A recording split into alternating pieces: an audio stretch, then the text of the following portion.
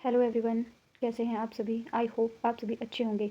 Welcome to my channel Sheetal with UGC NET Hindi. तो जो student मेरे इस चैनल को देख रहे होंगे वह मेरे चैनल को लाइक शेयर व सब्सक्राइब करना ना भूले और बेल आइकन को प्रेस करना ना भूले, ताकि ज़्यादा से ज़्यादा यूजीसी नेट हिंदी से संबंधित सूचना आप सभी तक समय समय पर पहुंचती रहे। तो जैसा कि आप सभी को पता है कि आजकल हम यूजीसी नेट हिंदी के पाठ्यक्रम की इकाई 7 की हिंदी कहानी पढ़ रहे हैं। कल हमने चंद्रदेव से मेरी बातें पढ़ा था और आज हम पढ़ेंगे धुलाई वाली। धुलाई वाली कहानी जो है वो राजेंद्र बाला घोष द्वारा लिखी गई है। तो चलिए आज हम पढ़ेंगे धुलाई वाली कहानी। धुलाई वाली कहानी की लेखिका बंग महिला है। इस कहानी का प्रकाशन सन 1907 ईस्वी में सरस्वती पत्रिका में हुआ था। धुलाई वाली कहानी के लेखिका राजेंद्र बाला घोष है, जो बंग महिला के नाम से हिंदी साहित्य के इतिहास में चर्चित है। धुलाई वाली कहानी की विषय वस्तु है नवल किशोर द्वारा अपने मित्र वंशीधर से रेल में किए गए मजाक के सरस कहानी है। दोनों मित्रों के हंसी मजाक एवं व्यवहार का चित्रण, दोनों में गहरी मित्रता, दोनों एक चांद दो काले। इस कहानी के प्रमुख पात्र है वंशीधर, जो कि जानकी के पति है। नवल किशोर वंशीधर के घनिष्ठ मित्र है और जानकी जो है वो वंशीधर की पत्नी है। इस कहानी में कुछ गौण पात्र भी आए हैं, तो वह इस प्रकार है। जैसे नवल किशोर की बहू है सीता है, जो कि जानकी की बहन है कहारिन, जानकी के मायके की नौकरानी है।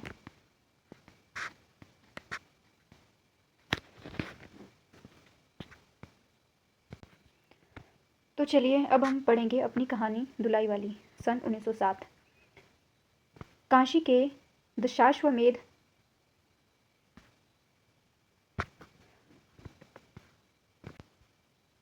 काशी जी के दशाश्वमेध घाट पर स्नान करके एक मनुष्य बड़ी व्याग्रता के साथ गोंदोलियों की तरफ आ रहा था। एक हाथ में एक मैली सी तौलिया में लपेटी हुई भीगी धोती और दूसरे में सुरती की गोलियों की कई डिबियाँ और सुंगनी की एक पुड़िया थी। उस समय दिन के 11 बजे थे। गोंदोलियों की बाईं तरफ जो गली है उसके भीतर एक और गली में थोड़ी दूर पर एक टूटे से पुराने मकान में वह जा घुसा। मकान के पहले खंड में बहुत अंधेरा था। वह ऊपर की जगह मनुष्य के वासोपयोगी थी। नवागत मनुष्य धड़धड़ाता हुआ ऊपर चढ़ गया। वहाँ एक कोठरी में उसने हाथ की चीजें रख दी और सीता सीता कहकर पुकारने लगा। क्या है, कहती हुई एक 10 बरस की बालिका आ खड़ी हुई। तब उस पुरुष ने कहा, सीता जरा अपनी बहन को बुला ला। अच्छा, कहकर सीता गई। सीता जो थी वो जानकी की बहन थी, जो कि 10 बरस की बालिका थी। अच्छा, कहकर सीता गई और कुछ देर में एक नवीना स्त्री आकर उपस्थित हुई। उसे देखते ही पुरुष ने कहा, लो, हम लोगों को तो आज ही जाना होगा। इस बात को सुनकर स्त्री कुछ आश्चर्ययुक्त होकर और झुंझलाकर बोली, आज ही जाना होगा? यह क्यों? भला आज कैसे जाना हो सकेगा? ऐसा ही था तो सवेरे भैया से कह देती। तुम तो जानते हो कि मुंह से कह दिया बस छुट्टी हुई। लड़की कभी विदा की होती तो मालूम होता। आज तो किसी सूरत जाना नहीं हो सकता। तुम आज कहती हो, हमें तो अभी जाना है। बात यह है कि आज ही नवल किशोर कलकत्ते से आ रहे हैं। नवल किशोर कौन है? वंशीधर के प्रिय घनिष्ठ मित्र हैं। आगरे से अपनी बहू को भी साथ ला रहे हैं। सो उन्होंने हमें आज ही जाने के लिए इसरार किया है। हम सब लोग मुगल सराय के साथ ही इलाहाबाद चलेंगे। उनका तार मुझे घर से निकलते ही मिला। इसी से मैं झट नहा धोकर लौट आया। बस अब करना ही क्या है? कपड़ा वपड़ा जो कुछ हो बांध बूंद कर घंटे भर में खा पीकर चली चलो। जब हम तुम्हें विदा कराने आए ही है तब कल के बदले आज ही सही। हाँ, यह बात है। नवल जो चाहे करावे। क्या एक ही गाड़ी में न जाने से दोस्ती में बट्टा लग जाएगा? अब तो किसी तरह रुकोगे नहीं, जरूर ही उनके साथ जाओगे। पर मेरे तो नाक को दम आ जाएगी। क्यों, किस बात से? उनकी हंसी से। और किससे? हंसी ठट्टा भी राह में अच्छी लगती है, उनकी हंसी मुझे नहीं भाती। एक रोज मैं चौक बैठी, पुड़िया काट रही थी कि इतने में न जाने कहाँ से आकर नवल चिल्लाने लगे, ए बुआ, ए बुआ, देखो तुम्हारी बहू पुड़िया खा रही है। मैं तो मारे शर्म के मर गई। हाँ भाभी जी, बात उड़ा दी सही। वो बोली, खाने पहनने के लिए तो आई ही है, पर मुझे उनकी हंसी बहुत बुरी लगी। बस इसी से तुम उनके साथ नहीं जाना चाहती? अच्छा चलो, मैं नवल से कह दूंगा कि यह बेचारी कभी रोटी तक तो खाती ही नहीं, पूड़ी क्यों खाने लगी। इतना कहकर वंशीधर कोठरी के बाहर चले आए और बोले, मैं तुम्हारे भैया के पास जाता हूँ, तुम रो रुलाकर तैयार हो जाना। इतना सुनते ही जानकी देई की आंखें भर आई और आषाढ़ सावन की ऐसी झड़ी लग गई। वंशीधर इलाहाबाद के रहने वाले थे। तो वंशीधर जो थे वो कहाँ के रहने वाले थे? वंशीधर जो थे वो इलाहाबाद के रहने वाले थे।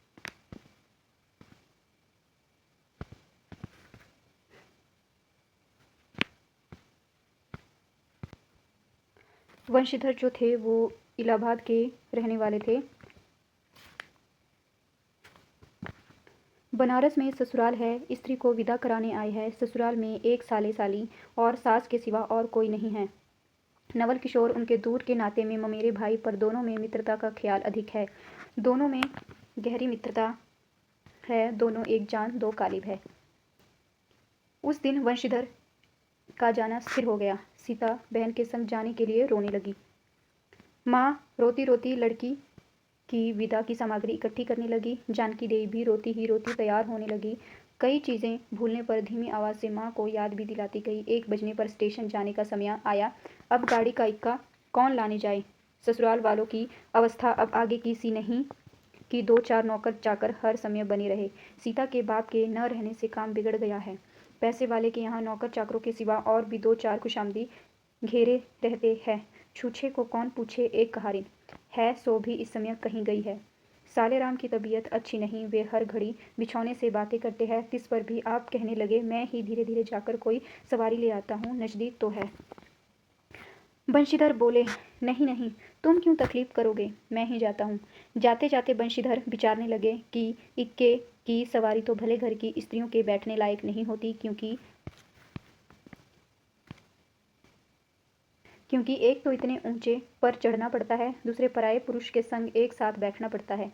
मैं एक पालकी गाड़ी ही कर लूँ, उसमें सब तरह का आराम रहता है। पर जब गाड़ी वाले ने 1.5 रुपया किराया मांगा तब बंशीधर ने कहा चलो इक्का ही सही, पहुंचने से काम कुछ। नवल किशोर तो यहाँ से साथ है नहीं, इलाहाबाद में देखा जाएगा। बंशीधर इक्का ले आए और जो कुछ असबाब था इक्के पर रख कर आप भी बैठ गए। जानकी देई बड़ी विकलता से रोती हुई इक्के पर जा बैठी। पर इस अस्थिर संसार में स्थिरता कहाँ? यहाँ कुछ भी स्थिर नहीं। इक्का जैसे जैसे आगे बढ़ता गया वैसे जानकी की रुलाई भी कम होती गई। सिकरौल के स्टेशन के पास पहुँचते पहुँचते जानकी अपनी आंखें अच्छी तरह से पहुँच चुकी थी। तो इस लाइन को अंडरलाइन कर लीजिएगा, सिकरौल के स्टेशन का इस कहानी में वर्णन किया गया है। दोनों चुपचाप चले जा रहे थे कि अचानक वंशीधर की नज़र अपनी धोती पर पड़ी और अरे एक बात तो हम भूल ही गए कहकर पछता से उठे। इक्के वाले के कान बचाकर जानकी जी ने पूछा क्या हुआ? क्या कोई ज़रूरी चीज़ भूल गए? नहीं, एक देशी धोती पहनकर आना था, सो भूलकर विलायती ही पहन आए।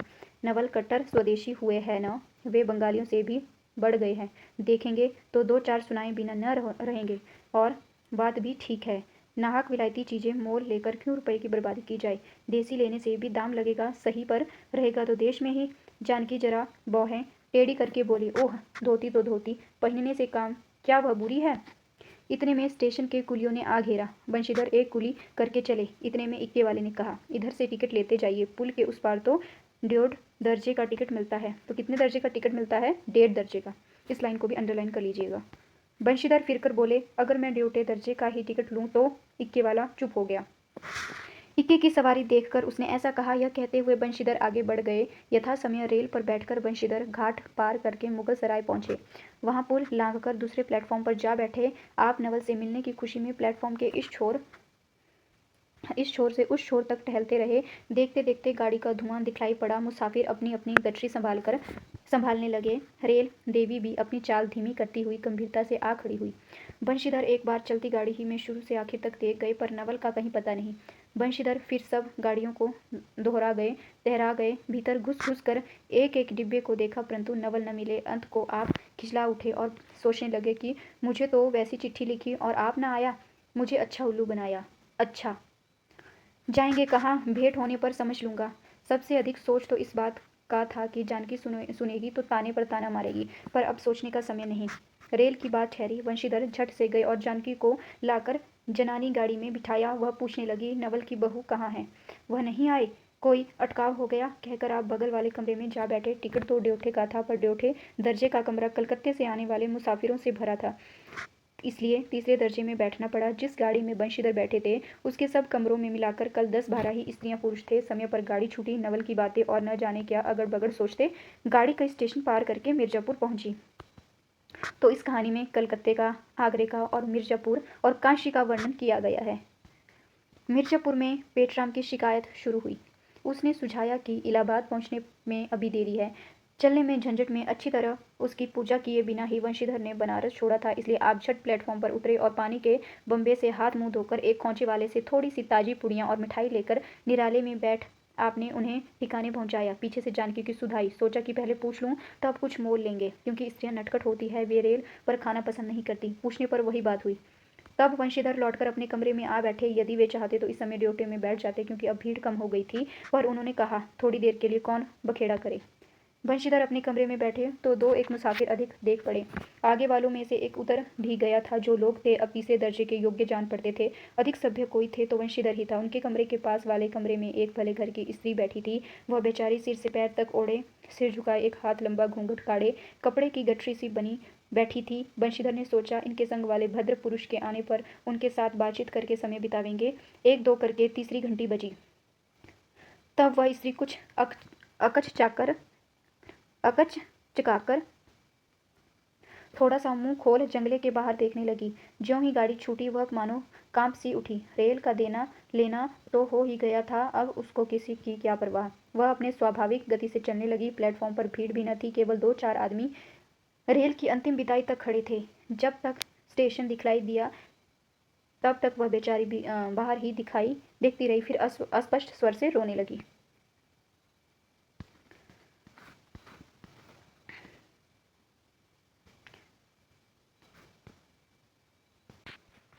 उस कमरे में तीन चार प्रौढ़ा स्त्रियां इस ग्रामीण स्त्रियां भी थी।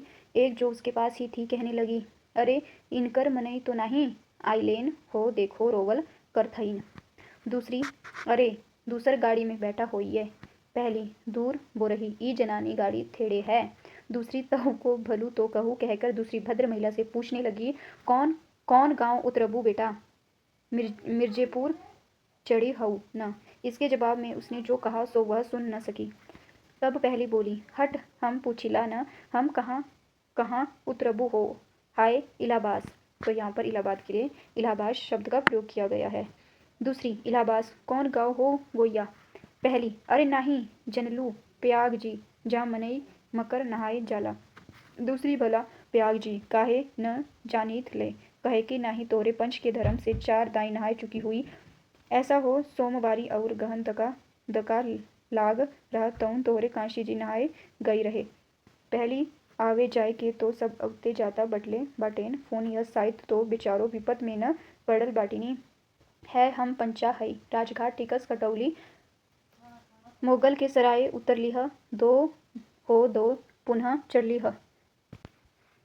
पहली, आवे जाए के तो सब अवते जाता बटले बाटेन, फोन यह साइत तो बिचारो विपत में न पड़ल बाटिली हे। हम पंचा हई राजघाट टिकस कटौली मोगल के सराय उतर लीही, हो द पुनः चढ़ लीही। दूसरी, ऐसे एक दाई हम आवत रहे, एक मिली औरों मारे संगे रही, दकौने टिसनिया पर उकर मलिकवा उतरे सो की जुरत ही गड़िया खुली। अब भैया उगरा फाड़ फाड़ नरियाए, ए साहब गाड़ियाँ खड़ी कर, ए साहब गाड़ियाँ तैनी खड़ी कर, भला गाड़ियाँ दही नाती काहे के खड़ी होए। पता नहीं किस तरह की भाषा का इसमें प्रयोग किया गया है। पहली, ऊ मेहरुआ बड़ी उजबक रहला, भला केहू के चिल्लाए से रेलियू कहू खड़ी होला। इसकी इस बात पर कुल कमरे वाले हंस पड़े। इनकी यह बात सुनकर जितने भी ट्रेन में बैठे थे लोग वह सभी हंस पड़े। अब जितने पुरुष स्त्रियां थे एक से एक अनोखी बातें कहकर अपने अपने तजुर्बे बयान करने लगी। बीच बीच में उस अकेली अबला की स्थिति पर भी दुख प्रकट करती जाती थी। तीसरी स्त्री बोली, टिकसिया पल्ले बाय के नहीं हे सहे बवा, सुनी तो कलकत्ते ताई ले मसूलिया ले, अरे इको तो नाही के दूर से आवत रह लेना, फरागत के बदे उतर लेना। चौथी, हम तो इनके संग के आदमी के देखबो न कि हो गोइया। तीसरी, हम देखे रहिले हो मजेक टोपी दीले रहलेन को। इस तरह उनकी बेसिर पैर की बातें सुनते सुनते बंशीधर उब उठे। तब वे उन स्त्रियों से कहने लगे, तुम तो नाहक उन्हें और भी डरा रही हो, ज़रूर इलाहाबाद तार गया होगा और दूसरी गाड़ी से वे भी वहाँ पहुँच जाएंगे। मैं भी इलाहाबाद ही जा रहा हूँ, मेरे संग भी स्त्रियाँ हैं, तो जो ऐसा ही है तो दूसरी गाड़ी के आने तक मैं स्टेशन पर ठहरा रहूँगा। तुम लोगों में से यदि कोई प्रयाग उतरे तो थोड़ी देर के लिए स्टेशन पर ठहर जाना, इनको अकेला छोड़ देना उचित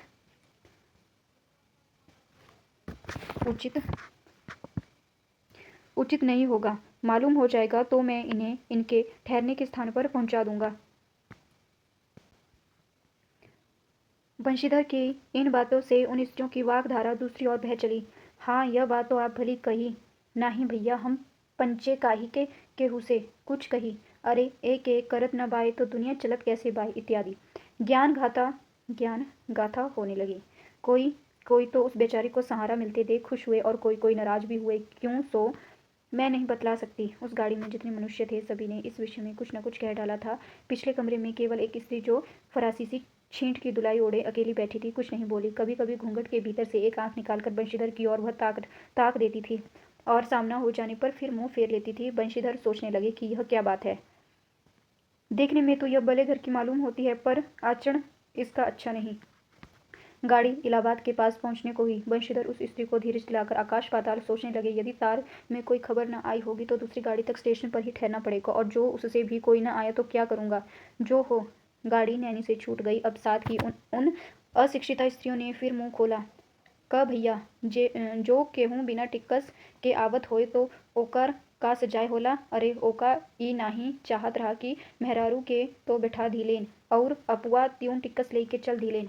किसी किसी आदमी ने तो यहाँ तक दौड़ मारी कि रात को बंशीधर इसके जेवर छीनकर रफू चक्कर हो जाएंगे। उस गाड़ी में एक लाठी वाला भी था। उसने खुल्लम खुल्ला कहा, का बाबूजी, कुछ हमरो साझा। इसकी बात पर बंशीधर क्रोध से लाल हो गए। उन्होंने उसे खूब धमकाया। उस समय तो वह चुप हो गया, पर यदि इलाहाबाद उतरता तो बंशीधर से बदला लिए बिना न रहता। बंशीधर इलाहाबाद से उतरे। एक बुढ़िया को भी वहीं उतारना था। उससे उन्होंने कहा कि उनको भी अपने संग उतार लो। फिर उस बुढ़िया को उस स्त्री के पास बिठाकर आप जानकी को उतारने गए। जानकी से सब हाल कहने पर वह बोली, अरे जान भी दो, किस बखेड़े में पड़े हो। पर बंशीधर ने न माना। जानकी को उस भद्र महिला को एक ठिकाने बिठाकर आप स्टेशन मास्टर के पास गए। बंशीधर के जाते ही वह बुढ़िया, जिन्हें उन्होंने रखवाली के लिए रख छोड़ा था, किसी बहाने से भाग गई। अब तो बंशीधर बड़े असमंजस में पड़े। टिकट के लिए बखेड़ा होगा, क्योंकि वह स्त्री बेटिकट है। लौट कर आए तो किसी को न पाया। अरे ये सब कहाँ गई। यह कहकर चारों तरफ देखने लगे, कहीं पता नहीं। इस पर बंशीधर घबराए। आज कैसी बुरी साइत में घर से निकले कि एक के बाद दूसरी आफत में पसते चले आ रहे हैं। इतने में अपने सामने उस धुलाई वाली को आते देखा। तू ही उन स्त्रियों को कहीं ले गई है। इतना कहना ही था कि धुलाई से मुंह खोलकर नवल किशोर हंस पड़े। अरे यह क्या, सब तुम्हारी ही करतूत है। अब मैं समझ गया कैसा गजब तुमने किया। ऐसी हंसी मुझे नहीं अच्छी लगती। मालूम होता है कि वह तुम्हारी ही बहू थी। अच्छा, तो वे गई कहाँ। वे लोग तो पालकी गाड़ी में बैठी है। तुम भी चलो। नहीं, मैं सब हाल सुन लूँगा तब चलूँगा। हाँ, यह तो कहे, तुम मिर्ज़ापुर से कहाँ से आ निकले। मिर्ज़ापुर नहीं, मैं तो कलकत्ते से, बल्कि मुगल सराय से तुम्हारे साथ चला आ रहा हूँ। तुम जब मुगल सराय में मेरे लिए चक्कर लगाते थे तब मैं जोर दर्जे में ऊपर वाले बेंच पर लेटे तुम्हारा तमाशा देख रहा था। फिर मिर्ज़ापुर में जब तुम पेट के धंधे में लगे थे, मैं तुम्हारे पास से निकल गया, पर तुमने देखा तक नहीं। मैं तुम्हारी गाड़ी में जा बैठा और सोचा तुम्हारे आने पर प्रकट होऊंगा। फिर थोड़ा और देख लूँ। करते करते यहाँ तक नौबत पहुँची। अच्छा, अब चलो, जो हुआ उसे माफ़ करो। अब सुन बंशीधर प्रसन्न हो गए। दोनों मित्रों में बड़े प्रेम से बातचीत होने लगी। बंशीधर बोले, मेरे ऊपर जो कुछ बीती सो बीती, पर वह बेचारी जो तुम्हारे लिए गुणवान के संग पहली ही बार रेल में आ रही थी, बहुत तंग हुई। उसे तो तुमने नाहक रुलाया और बहुत ही डर गई थी। नहीं जी, डर किस बात का था। हम तुम दोनों गाड़ी में न थे। हाँ, पर यदि मैं स्टेशन मास्टर से इत्तिला कर देता तो बखेड़ा खड़ा हो जाता ना। अरे तो क्या, मैं मर थोड़े ही गया था। 4 हाथ की धुलाई की बिसात ही कितनी। इसी तरह बातचीत करते करते दोनों गाड़ी के पास आए। दोनों मित्र बंधुओं से खूब हंसी हो रही थी। जानकी कह रही थी, अरे तुम क्या जानो, इन लोगों की हंसी ऐसी ही होती है। हंसी में किसी के प्राण भी निकल जाए तो भी इन्हें दया न आवे। खैर, दोनों मित्र अपनी अपनी घरवाली को लेकर राजी खुशी घर पहुंचे और मुझे भी उनकी यह राम कहानी लिखने की छुट्टी मिली। तो इसी के साथ हमारी कहानी भी समाप्त होती है। हमने इस कहानी को लाइन वाइज लाइन पढ़ा और इस कहानी में आए हुए शहरों का वर्णन भी किया गया है। तो आप जब भी इस कहानी का अध्ययन करें तो इसके शहरों का वर्णन ज़रूर करें और एक कॉपी पेन लेके अलग से इसके नोट्स बनाएं, ताकि जब एग्ज़ाम आए तो आप शॉर्ट नोट पढ़ सकें। तो इसी के साथ हमारी कहानी भी ख़त्म होती है। कल हम पढ़ेंगे एक टोकरी भर मिट्टी। तो अगर आप सभी को मेरी वीडियो अच्छी लगी तो मेरी वीडियो पर लाइक, शेयर व कमेंट करना ना भूलें और बेल आइकन को प्रेस करें, ताकि ज़्यादा से ज़्यादा वीडियो आप तक पहुंचती रहे।